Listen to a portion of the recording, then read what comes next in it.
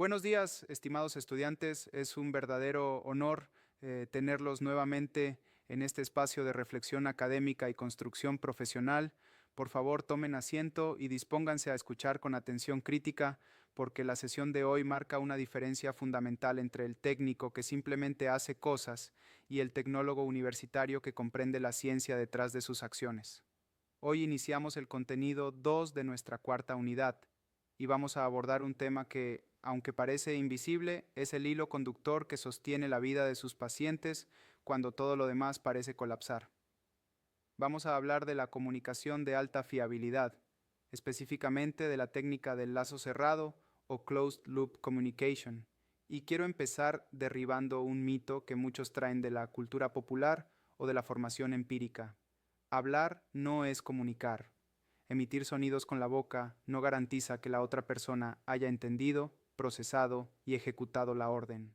En la medicina de emergencias, el ruido es nuestro enemigo y la precisión es nuestra única arma.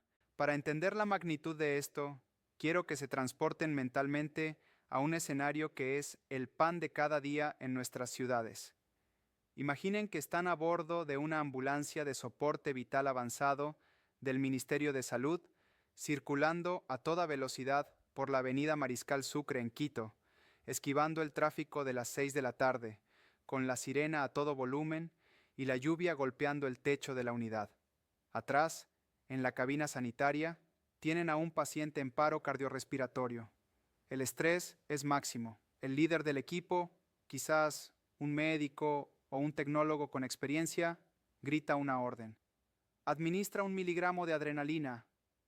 El paramédico que está asistiendo, con las manos temblorosas y la adrenalina propia disparada, coge una ampolla, la rompe y la inyecta.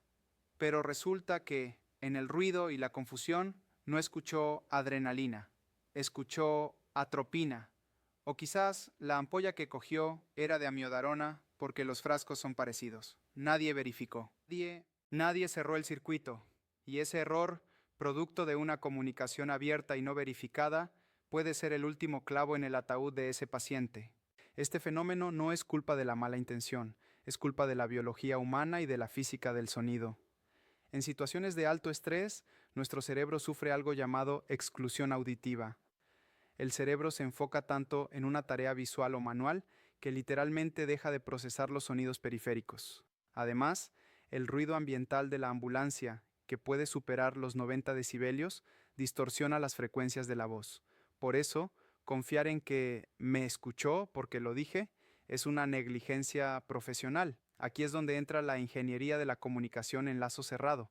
Esta técnica no nació en los hospitales, nació en las cabinas de los aviones de combate y en las torres de control aéreo, lugares donde un malentendido significa cientos de muertos.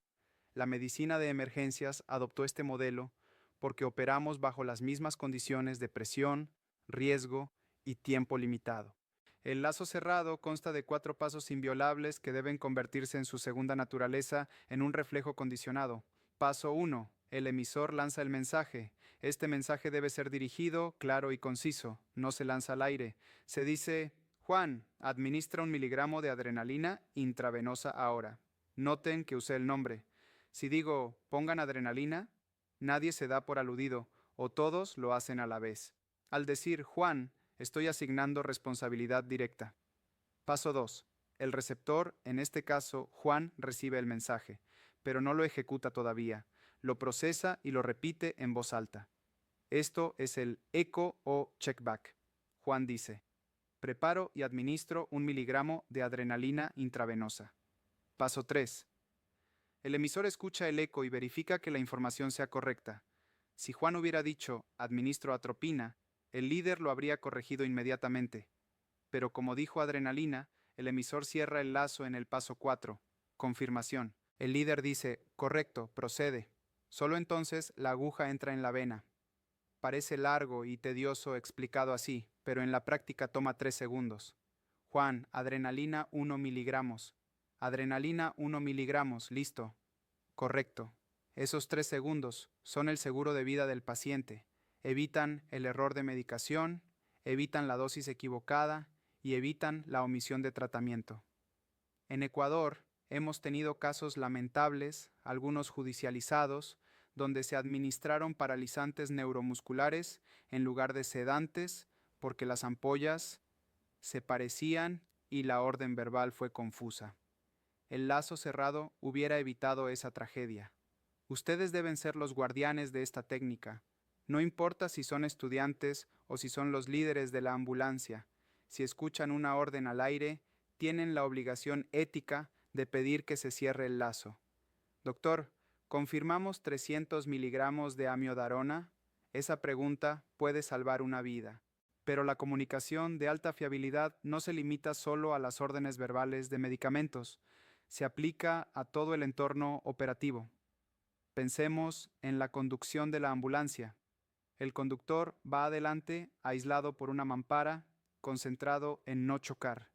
Ustedes atrás necesitan que frene suavemente para poder canalizar una vía o intubar. Si solo gritan "frena", el conductor puede clavar los frenos y causar un accidente.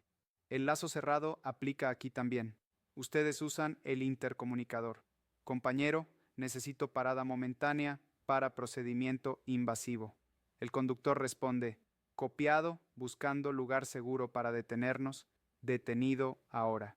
Y ustedes confirman: gracias, procediendo. Esa coordinación milimétrica es lo que distingue a un equipo profesional de un grupo de aficionados corriendo con una sirena. Hablemos también de la comunicación con el paciente y la familia, porque el lazo cerrado también aplica ahí, aunque de forma más sutil. Cuando ustedes le explican un procedimiento a una madre angustiada en un barrio popular de Guayaquil, ella está en estado de shock emocional. Si le dicen "vamos a ponerle un acceso intraóseo", ella no entiende nada y se asusta. Ustedes deben comunicar, verificar comprensión y confirmar. Señora, su hijo necesita medicina urgente, no le encontramos venas, así que vamos a ponerle una aguja especial en la pierna para salvarlo, ¿me entiende? Esperan a que ella asienta o diga "sí, hágalo". Eso es cerrar el lazo del consentimiento informado en emergencia. Es validar que la otra persona ha decodificado su mensaje técnico y acepta la intervención. Hay otro aspecto crítico de la comunicación en emergencias que se menciona en la literatura y que debemos adaptar a nuestra realidad: la comunicación asertiva y el aplanamiento de la jerarquía. En Ecuador, culturalmente somos muy respetuosos de los títulos: el doctor, el licenciado, el jefe. A veces, ese respeto malentendido nos impide hablar cuando vemos un error. Imaginen que el médico de la ambulancia, agotado tras 24 horas de guardia, va a intubar al paciente y ustedes ven que el tubo se está yendo al esófago, o ven que va a desfibrilar y hay alguien tocando la camilla. Muchos estudiantes se quedan callados por miedo a ofender al líder. Eso es inaceptable en un equipo de alto rendimiento.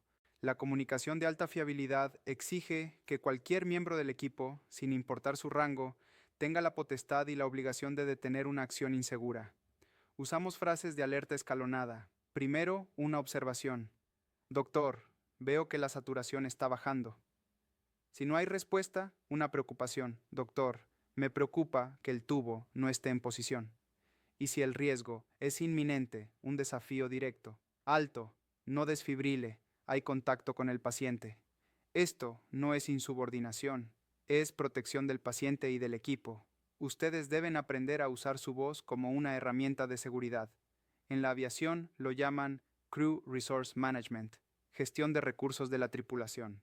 En la ambulancia es lo mismo.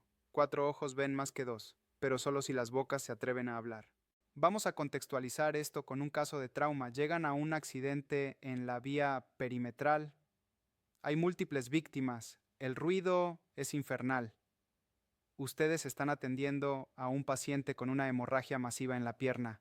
Le piden a su compañero que le pase el torniquete.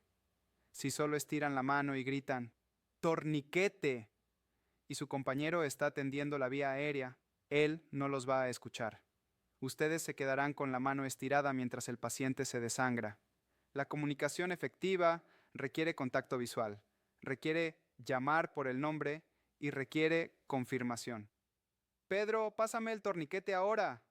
Pedro debe mirar, dejar lo que hace si es menos prioritario y decir: torniquete en mano, toma. El objeto pasa de una mano a otra. El lazo se cierra no solo con palabras, sino con acciones físicas confirmadas. Quiero que reflexionen sobre la barrera del idioma y la cultura en nuestro país. Tenemos poblaciones indígenas, tenemos extranjeros que no hablan español, el lazo cerrado verbal a veces es imposible. Ahí entra la comunicación no verbal, el lenguaje de señas básico de la emergencia. Mirar a los ojos, señalar, tocar, asentir, verificar que el paciente entiende que le vamos a ayudar. La comunicación es la transferencia de significado, no solo de palabras. Si el paciente se calma, el lazo se cerró. Si el paciente se agita más, el mensaje no llegó. El error en medicina es humano, es inevitable, pero dejar que el error progrese hasta causar daño es una falla del sistema. El lazo cerrado es el filtro, es la red de seguridad que atrapa el error antes de que llegue al paciente. Cuando ustedes repiten la orden, le dan al cerebro del líder una segunda oportunidad para pensar. ¿Dije 10 miligramos? No, perdón, quise decir 1 miligramo. Esa corrección, ese ups capturado a tiempo, es la diferencia entre un susto y un funeral. En esta unidad, no les voy a pedir que memoricen definiciones de libros de texto. Les voy a pedir que cambien su forma de hablar. Quiero que en las simulaciones y en su vida diaria practiquen el eco. Cuando vayan a la tienda y pidan 1 libra de arroz y el tendero les diga ¿arroz? Y ustedes digan sí, arroz, están practicando lazo cerrado. Llévenlo a la ambulancia. Hagan que sea extraño no repetir las órdenes. Creen una cultura de seguridad donde el silencio o la duda no tienen cabida. Recuerden, el tecnólogo en emergencias médicas no es un llanero solitario, es parte de un engranaje, y el aceite que permite que ese engranaje gire sin romperse es la comunicación fluida, verificada y confirmada. Ustedes son los responsables de que esa información fluya limpia. No asuman nada, verifiquen todo, confíen, pero confirmen, porque en la calle la asunción es la madre de todos los desastres. En la siguiente hora vamos a hablar de la otra cara de la moneda, cuando la acción termina y tenemos que plasmar esa verdad en un papel. Vamos a hablar del cierre legal y documental, que es tan crítico como la atención misma.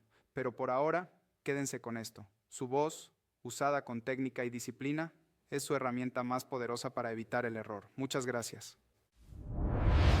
ITESUT, Instituto Superior Tecnológico Universitario de Transporte.